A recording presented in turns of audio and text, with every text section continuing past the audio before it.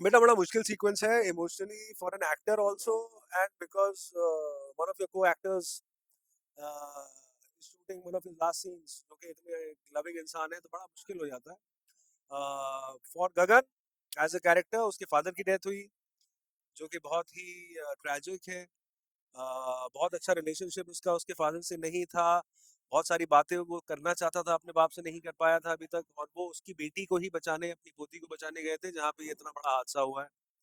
तो वो the character is very difficult, and as an actor as Hasan, I am very very close to Pradeep ji. Pradeep ji और मैं रोज साथ में घर वापस जाते थे, मैं उनको घर छोड़ता था, बाप की जगह है मेरे। बहुत ज्यादा लविंग इंसान है, तो it's just very difficult. Sadly this is the way we work, this is part of life, part of show business, but obviously it's very very very difficult.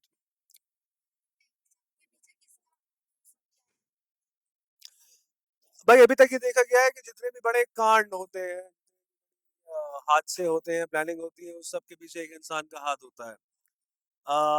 वो हाथ किसका है वो हम सब जानते हैं, लेकिन वो किस तरह है, कैसे all this happened, what did she plan, ये अभी हम ही पता कर रहे हैं, आपको क्या बताएं।